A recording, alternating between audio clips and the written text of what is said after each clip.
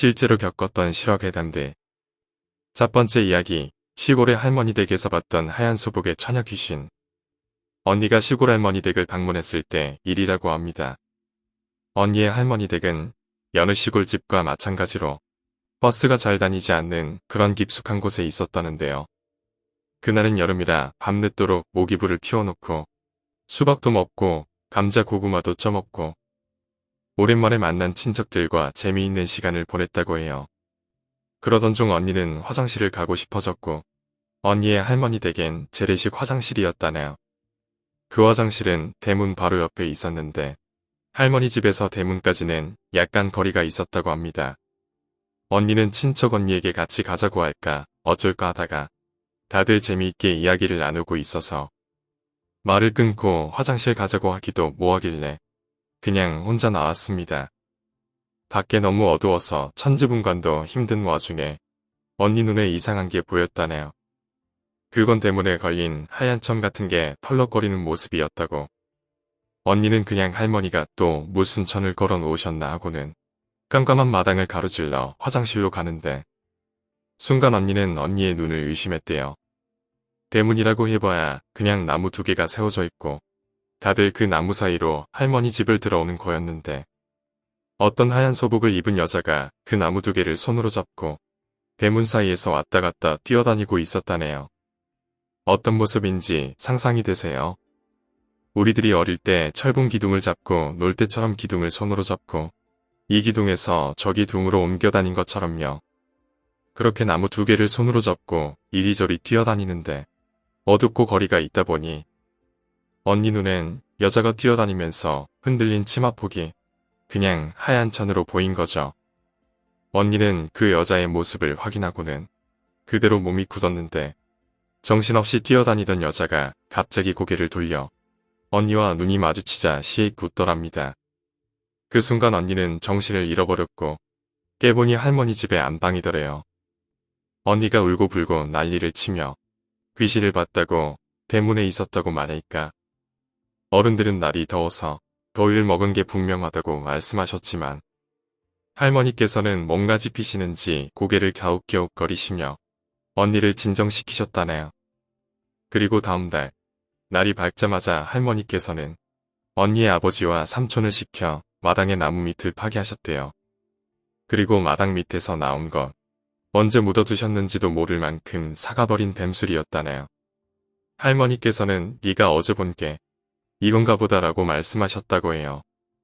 예절은들께서는 뱀이 죽으면 처녀 귀신의 형태로 나타난다고 말씀하시곤 하는데 저희 할머니께서도 뱀을 죽이면 귀신이 나온다고 뱀 근처에는 얼씬도 하지 말라고 하셨었어요. 물론 물릴까봐 그러신 거겠지만요. 암튼 언니의 할머니 말씀은 뱀이 죽어서 여기에 갇혀 땅속에 묻히니 그게 답답해서 어젯밤에 나온 것 같은데 버려야겠다고. 그리고 그걸 쭉 지켜보셨던 동네 할아버지께서는 혀를 끌끌 차시며 대문에 뱀을 묻는 거 아니라고 누가 대문에 뱀을 묻냐고 호통을 치시고는 집으로 가셨다고 합니다. 언니가 본 건 과연 날이 더워본 헛것이었을까요? 아니면 정말 할머니 말씀대로 땅속에 파묻혀 술에 쩔어버린 답답했던 뱀의 영혼일까요? 두 번째 이야기, 돌아가신 어머니의 예지몽. 역시 고등학교 시절에 사귀었던 친구의 이야기입니다. 그 친구는 저와 다른 고등학교 학생이었는데 여차여차해서 자주 만나고 친하게 지내던 사이였어요. 근데 그 친구는 누가 봐도 공부만 착실히 하는 평범한 학생과는 거리가 멀었습니다. 고등학생치고 짙은 화장과 짧은 치마, 그리고 흡연과 음주도 서슴지 않는 흔히 말하는 날라리 친구였어요. 그치만 성격은 참 착했고 날라리 같은 모습 뒤에 아직 순진한 구석도 있었다. 가까이 하기엔 조금 무서운 친구였었죠. 그 친구는 외동딸이었는데 아버지는 사업을 하셨고 어머니는 평범한 가정주부셨다고 해요. 친구가 말썽을 피우는 걸 제외하면 여느 집과 다를 바 없는 그런 가정이었는데 어느 날 친구가 학교에 가고 아버지가 출근을 하신 아무도 없는 집에서 친구의 어머니께서 의문사를 하신 채 발견이 되셨어요. 저도 이때 거의 5개월 넘게 친구와 연락이 되지 않아 학교도 다르고 사는 지역도 다른 터라 그냥 그대로 잊혀져가는 친구겠거니 했는데 다시 연락이 돼서 들은 이야기입니다. 집에는 아무도 없던 상태였고 외부인의 출입이나 타살의 증거도 발견되지 않아 경찰은 자연사로 결론을 내렸고 친구는 그렇게 한순간 어머니를 잃게 되었습니다. 그 후로 친구의 방황은 더 심해졌다고 하네요. 그렇게 친구는 갑자기 비어버린 어머니의 빈자리에 적응하지도 못했는데 아버지의 사업마저 큰일이 터져버렸대요. 아버지와 함께 동업을 하시던 30년 지기 친구분께서 친구의 아버지가 갑작스런 부인의 죽음에 힘들어하는 틈을 타서 사업 자금을 모두 빼돌려 잠적을 하신 거였죠. 친구는 그렇게 한순간 어머니를 잃고 집을 잃고 삶의 희망도 잃게 되었습니다. 그래서 친구의 아버지는 친구를 할머니 댁에 데려다 놓고 혼자서라도 잠적해버린 사업 파트너를 찾겠다고 동분서주하시며 바쁘게 사셨대요. 그러던 어느 날 친구의 꿈에 돌아가신 어머니가 자꾸 나왔다고 합니다. 어머니께서는 갑자기 한마디 말도 없이 떠나신 자신이 한스러우셨는지 그저 친구 손을 붙잡고 서럽게 우시기만 하셨다고 하는데 그렇게 한참을 울다가 꼭 친구에게 나뭇가지 하나를 던지고 사라지셨다고 해요.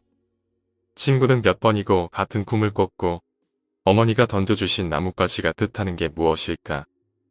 곰곰이 생각해봤지만 떠오르는 건 없었다고 합니다. 그때마다 다음번 꿈에 또다시 어머니가 나오면 꼭 물어보겠다고 다짐했대요. 그렇게 시간이 점점 흘러 친구의 아버지께서 부도금을 갚지 못하면 감옥에 가셔야 되는 최악의 상황까지 닥쳤고 상당히 크게 사업을 하셨던 터라 액수가 어마어마했던 부도금을 어디서 빌리지도 못하신 채 차라리 죽자라는 말을 자주 뱉으시게 되었다네요. 그때마다 친구는 술집이라도 나가서 돈을 벌어야 되나 생각이 들었지만 그런 생각을 하면 꼭 돌아가신 어머니가 꿈에 나와 무서운 얼굴로 화를 내시고 나뭇가지를 던지시며 화를 내셨다고 해요. 그리고 부도금 최종 약속 기간이 일주일 남았을 무렵 할머니 댁에서 잠을 자던 친구와 아버지는 동시에 같은 꿈을 꾸게 되었습니다. 꿈에는 돌아가신 친구의 어머니가 나왔고 어머니는 자꾸만 친구와 친구 아버지의 손을 잡고 어디론가 끌고 가시려고 했대요. 다른 한 손에는 친구에게 던졌던 나뭇가지를 들고 계셨고요. 친구는 어머니가 이끄는 대로 따라갔다고 합니다. 그곳은 낯선 곳으로 친구는 처음 가보는 곳 같았는데 웬 기찻길 옆에 커다란 집이 하나 있더래요. 친구의 어머니는 그 집을 안타까운 표정으로 가리키고 계셨다고 해요. 친구가 엄마 왜 그러냐고 애타게 물어봐도 친구의 어머니는 대답도 없이 그저 나뭇가지로 그 집을 가리키시다가 나중에는 화까지 내셨다고 하네요. 그 모습에 잠에서 깬 친구가 옆을 보자 아버지 역시 심상치 않은 표정으로 일어나서 친구를 보고 계시더래요. 그래서 친구가 아버지에게 꿈 얘기를 했고 아버지는 놀란 표정으로 자기도 그 꿈을 꾸셨다고 아무리 봐도 이상하다고 그 기찻길 기억나는 거 있냐고 해서 친구와 친구 아버지는 실로 몇 달 만에 해가 뜰 때까지 머리를 맞대고 꿈에 대해 추리를 해봤다고 합니다. 그 결과 물어물어 그 기찻길을 찾아냈고 실제로 어머니가 가르쳐준 대로 기찻길 옆에는 큰 집이 있었대요. 친구와 친구의 아버지는 겁도 났지만 그래도 어머니가 분명히 뭔가 가리키는 게 있을 거라 확신을 했대요. 그래서 그 집에 벨을 눌렀고 벨소리에 나와본 사람은 다름 아닌 아버지의 사업 자금을 들고 잠적해버린 사업 파트너였다고 합니다. 후에 친구가 친구의 아버지에게 그동안 꿨던 꿈 얘기를 다 해주자 아버지는 무릎을 치시며 말씀하셨대요. 생각해보니 그 사업 파트너의 성이 임가였다고 친구의 어머니는 그래서 나뭇가지를 들고 계셨던 것 같다고 합니다. 그 일을 겪고 난 뒤 친구는 돌아가셨음에도 불구하고 자신과 아버지가 걱정돼서 꿈에서 자신들을 지켜준 어머니에게 떳떳하게 잘 살겠다는 마음으로 흡연과 음주를 일치하지 않았고 열심히 공부를 할 거라고 했습니다. 이미 많이 늦었지만 평소 어머니가 원하시던 유치원 선생님을 꼭 할 거라고 말하던 친구. 지금은 어디서 무엇을 할지 궁금해지네요. 오늘 이야기는 여기까지입니다. 오늘 이야기가 재미있으셨다면 구독과 좋아요, 댓글 부탁드립니다. 댓글은 저에게 큰 힘이 됩니다. 감사합니다.